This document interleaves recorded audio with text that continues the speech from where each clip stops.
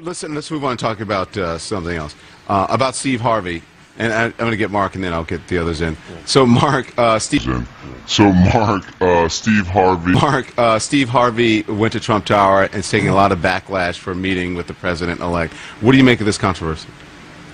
You know, I love Steve Harvey and I have respect for Steve Harvey, and I think his intentions were accurate or appropriate rather. But my disagreement is the way in which he's being used by folk like Donald Trump. Again, his intention is just to have a seat at the table. But when you're at the table, you should have experts at the table. You should have people who can challenge the president at the table. I don't care if Steve's there, but if I'm Steve Harvey, I'm bringing Michelle Alexander. I'm bringing Cornel West. I'm bringing Amani Perry. I'm bringing Eddie Glaude. I'm bringing Michael Eric Dyson. I'm bringing some folk with me who can challenge the president and inform the conversation. Otherwise, you're just being Bruce, trumpeted why up are there. you saying, oh my God? So you were at the meeting. You heard and saw everything. I don't understand how anything I said would prompt that question. Listen, unless Steve Harvey turned into a policy analyst in the behind-the-scenes meeting, then it doesn't matter what I was there. I'm saying my concern is the people he's trumpeting up and putting in front of the cameras. Mark, you weren't even there. You don't even know what happened. Here's the deal. You don't know what happened. First of all, Pastor Darrell Scott, Michael Cohen, they are in a process of bringing all types of people from all over the country, from all different backgrounds, like we have. Remember the Diversity Coalition, where we reach out to all different types of people? It was a bunch of mediocre Negroes being dragged in front of TV as a photo op for Donald Trump's exploitative campaign against black people, and you are a prime example of that, sir. How are you going to... So now you want a name call, Mark. Simone, you better jump in if you want to talk. Now you want a name call. Name calling? Now you want a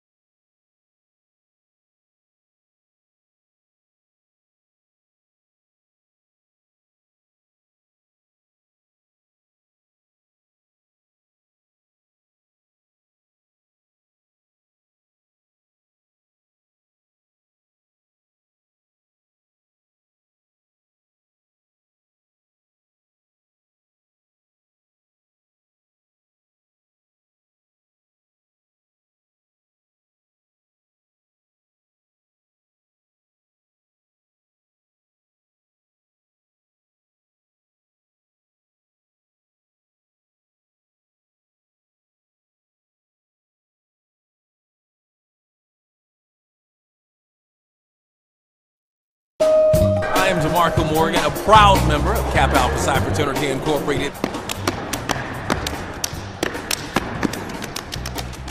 My name is Chesley McNeil. My name is Samuel Crenshaw. The name of my fraternity is the Omega Psi Phi Fraternity Incorporated. And we do like this. I do!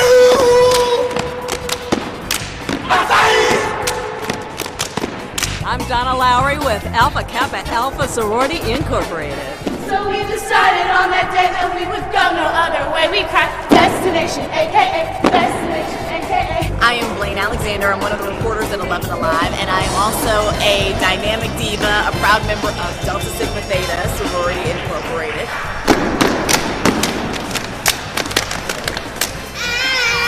I'm Karen Greer. We may belong to different houses, but we're all a part of the same trusted family. We may belong to different houses, but we're all a part of the same trusted family.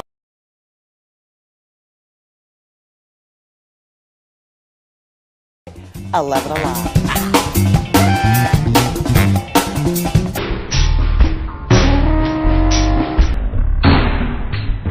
Proud member of Kappa Alpha Psi Fraternity Incorporated.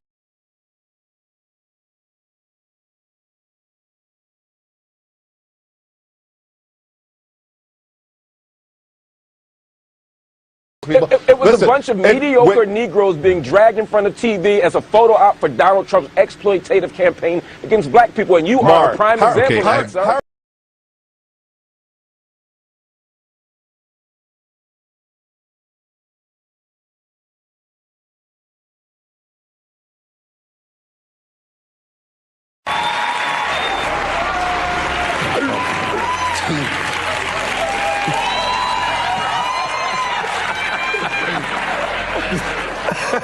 I'm sorry. sorry, we Omegas. Yeah, I was trying not to do that on the Praise the Lord. I'm sorry, we Omegas. Yeah, I was trying not to do that on the Praise the Lord.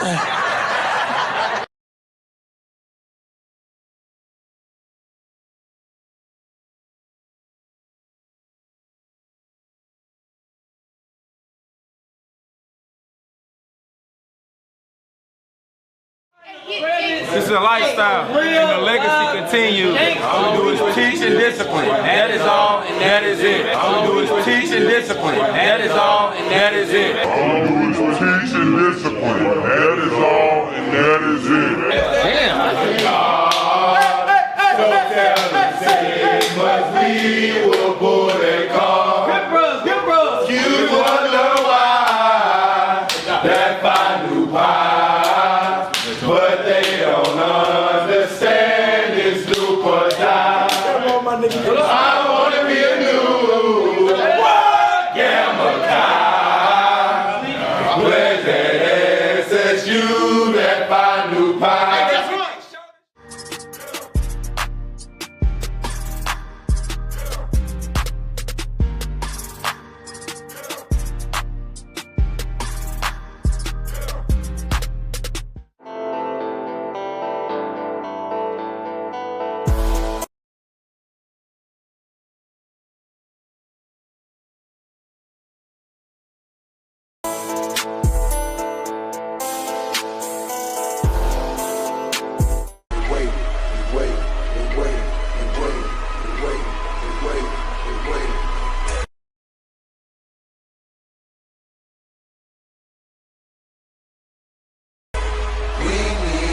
Some motivation, so won't you come motivate me? And wait, and wait, and wait, and wait, and wait, and wait.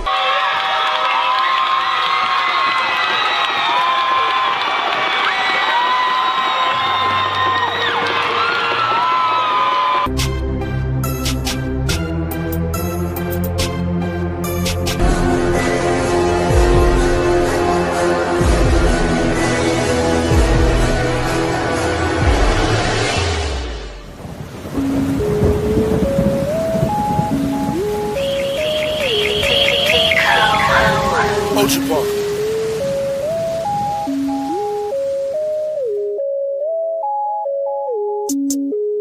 Pop a perky just to start up. Pop it, pop 2 cups of purple just to warm up. Like my teeth in front of my ass.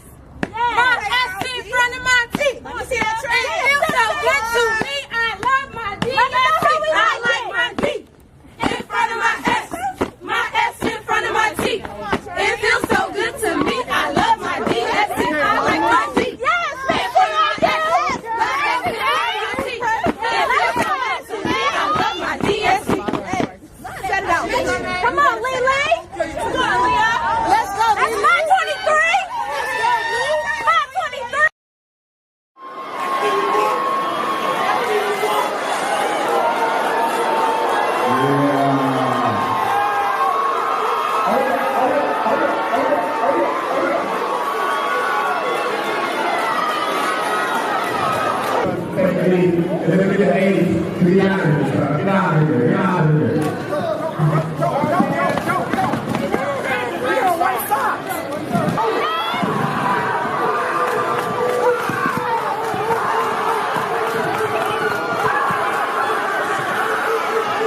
Wow.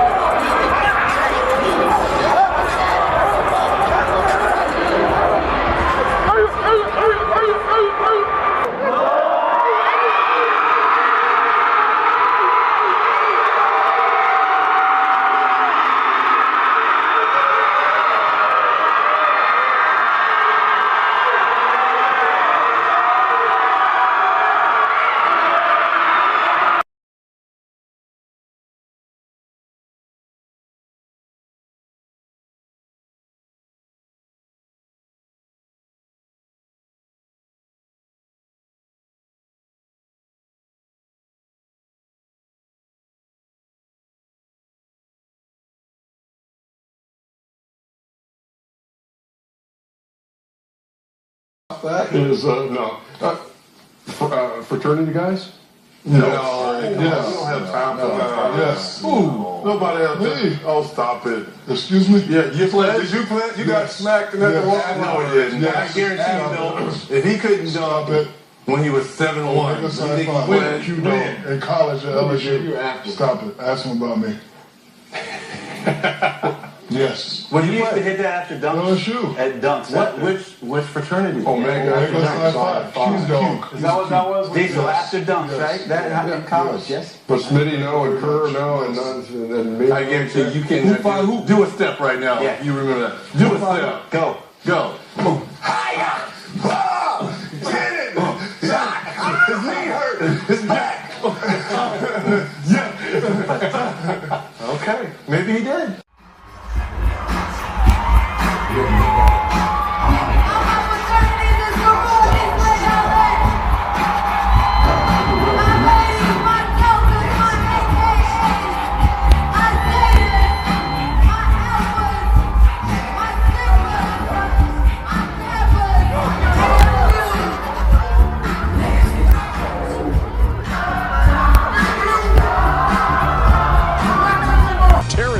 Joins us here at Air Canada Center because he's going to be the host of the Dunk King. That looks outstanding, man. How was it? Oh, man, the show was amazing. You know, we had guys from all over the world come to compete, and we found some of the best dunkers. We saw people jump over fire, saw people jump, over ladders. And Shaq actually owes me $5,000 right now for charity, and I just wanted to call you out on that. For doing what? What's your address?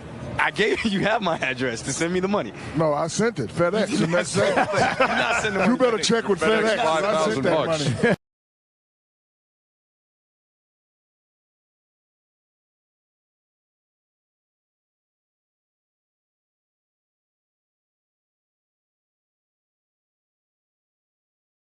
I see the light, the pink and green.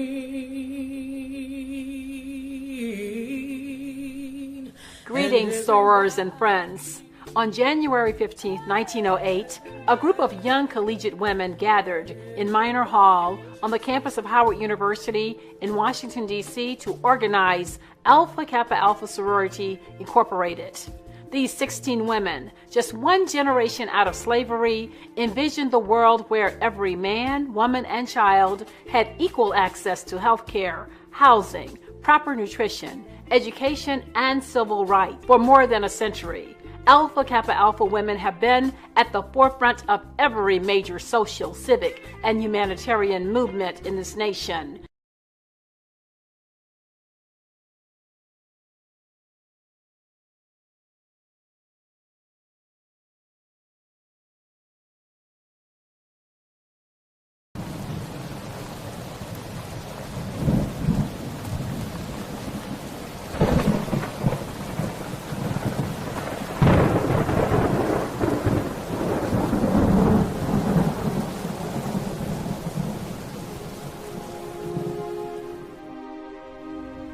Let me tell you something you already know.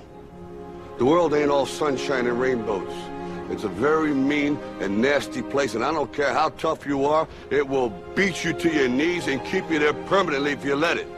You, me, or nobody is gonna hit as hard as life. But it ain't about how hard you hit. It's about how hard you can get hit and keep moving forward. How much you can take and keep moving forward. That's how winning is done. Pain is temporary. It may last for a minute, or an hour, or a day, or even a year. But eventually, it will subside, and something else will take its place. Ago, 7 young men founded a brotherhood committed to the cause of freedom. Today, over 125,000 members strong, the Brothers of Alpha Phi Alpha continue this fight. W.E.B. Du Bois, Jesse Owens, Duke Ellington, Edward Brooke, Thurgood Marshall, Andrew Young, and Martin Luther King Jr. are among the countless Alpha men who have dedicated their lives to scholarship, manly deeds, and love for all mankind. The history of these men is the history of America, and their place in the vanguard of African American progress is unparalleled. This is the story of Alpha Phi Alpha's century of leadership.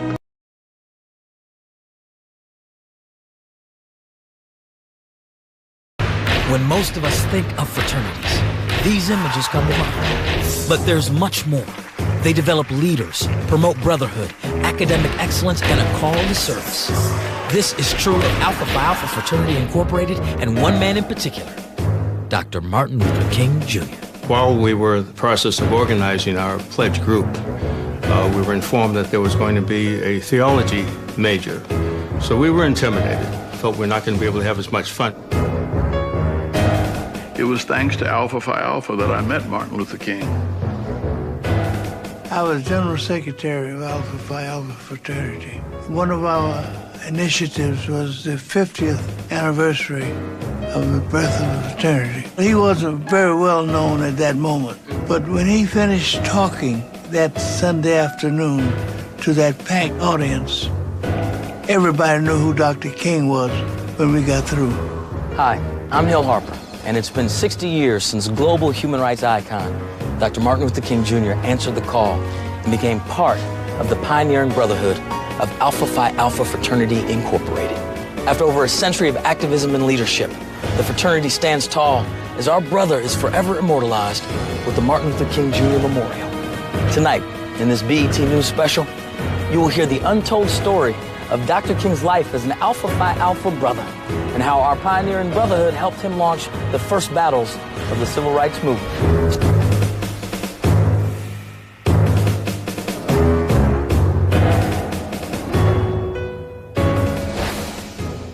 What's up, everyone? It's Lauren with the BobbyPin.com, and we're here with the one and only Mr. Roland Martin. How are you today? I'm doing good. Great. I see you're here at Howard, the Mecca, rocking your Alpha Phi Alpha That's apparel. Right. I'm here. The president invited me out, so I'm glad to hang out with him and see lots of friends out here, so having a good time. Absolutely. I overheard you talking a little trash. What makes Alpha the #1 fraternity? Easy. We were the first, and we are the first black collegiate Greek letter organization. Everybody come after us. They're number of imitators. And so, as I tell them, Alpha's all y'all daddy.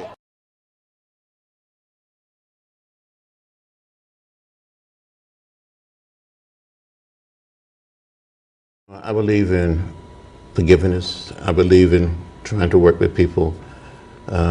It's going to be hard. It's going to be very difficult. I don't see this president-elect as a legitimate president. You do not consider him a legitimate president. Why is that? I think the Russians participated in helping this man get elected, and they helped destroy the candidacy of Hillary Clinton.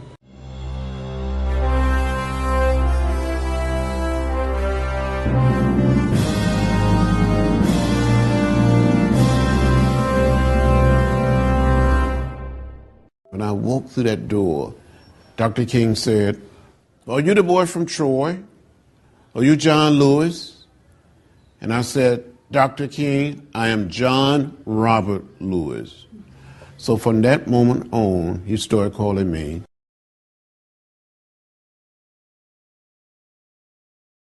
the boy from Troy. One of the most courageous persons of the civil rights movement, Congressman John Lewis has dedicated his life to protecting human rights, securing civil liberties, and building what he calls the beloved community in America. We had to march. Selma was a place where people could not register to vote. People had stood in unmovable lines. There was a tremendous amount of fear. When we got to the top of the bridge, the highest point on the bridge, down below we saw a sea of blue Alabama state troopers. And we continued to walk. I had a concussion at the bridge.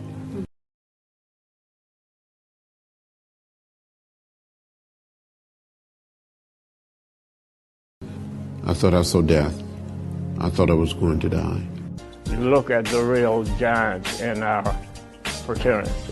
Modern days, you think of John Lewis, who almost gave his life on more than one occasion for civil rights. This living legend never forgets his Sigma roots and returns at every opportunity to embrace the brotherhood at conventions and conferences. That we made a commitment that we were going to do our part to bring down those signs that said white waiting, colored waiting, white men, colored men, white women. We were prepared to die for what we believed in.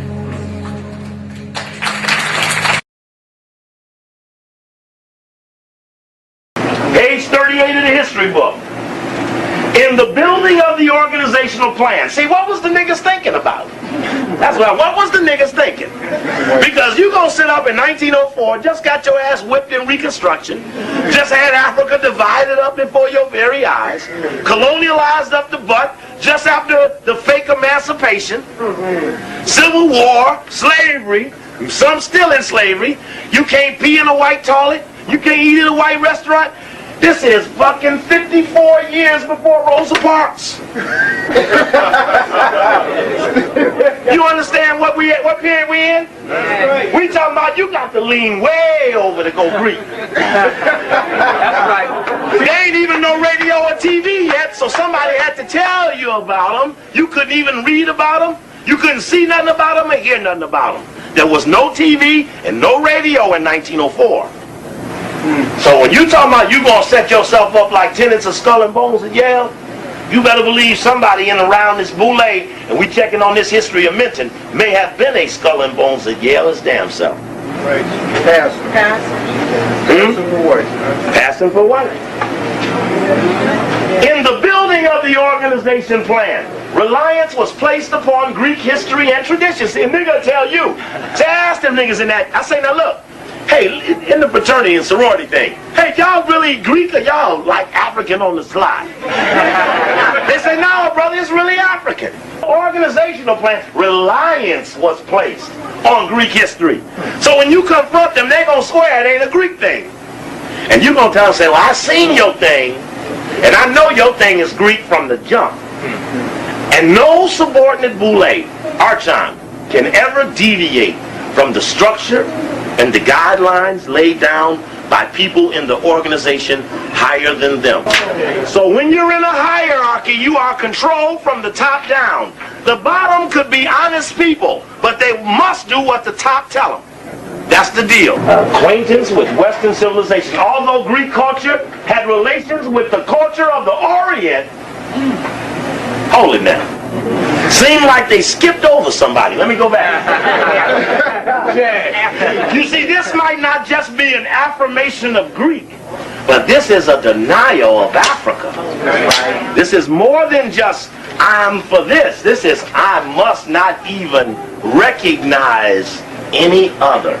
A member and a participating honorary member of this fraternity and what it stands for and the principles. I think that this is a very, very significant day in my life and development and growth. It's one thing when you serve alone, it's another when you serve as a part of a family and a movement. And I feel that I have submerged with an ocean rather than remain a single drop. And let us serve and flood together those forces that are negative and be a force for all that is good.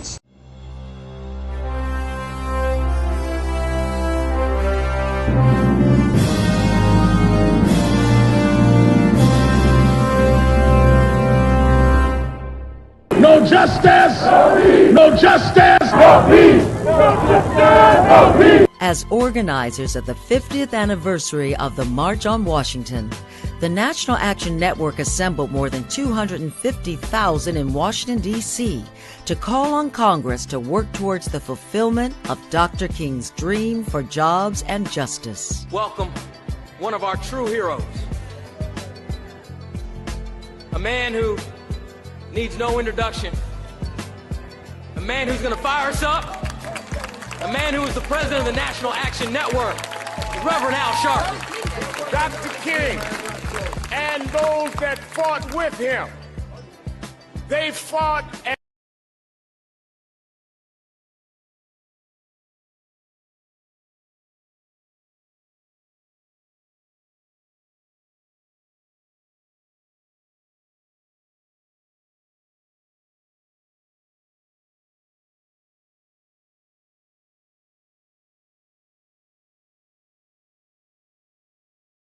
Brother Sharpton is humbled to be part of the 100-year-old fraternity. I'm very honored and grateful to have become a member and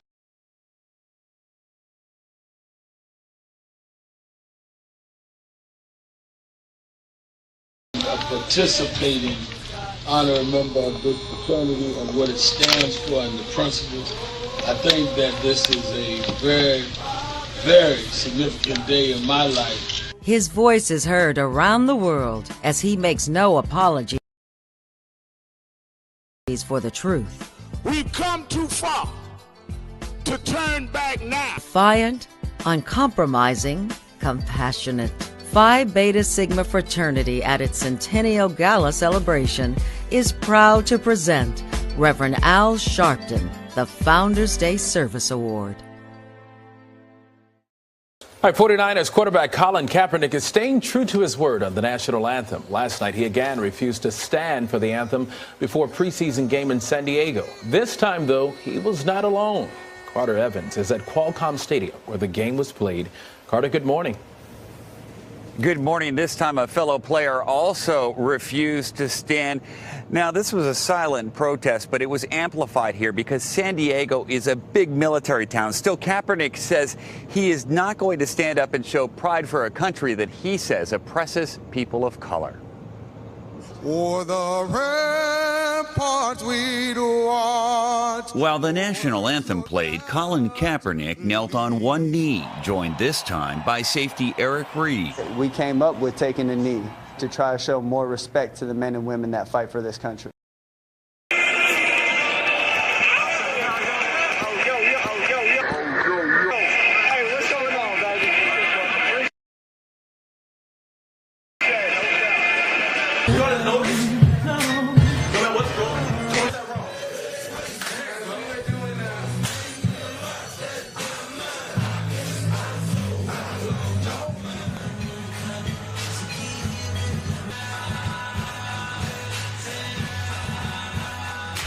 Don't buy no drinks at the bar and pop champagne cause we got that dough. Let me hear you say What are you going to do against it? I think those are very valid points, and Kaepernick has to play extremely well in order for San Francisco to win. You know, he's played lousy. It's been awful. Yeah. But, you know, he's a member of Kappa Alpha Psi. Yeah. Stand by. Right. I'm just saying. You get the pass with you. You will see that we have in fact cracked a riddle that has contained our people. Our people have been contained by an organized element of secret people who have used riddles, mysteries, and secret societies to jam us. And what we are doing is we are unlocking or decodifying the mystery, because once decodified and exposed, those who were secret in the light will not be as effective. Which must be our goal, since liberation is not theirs. You can't liberate as a Greek. You can't liberate in the name of Greece.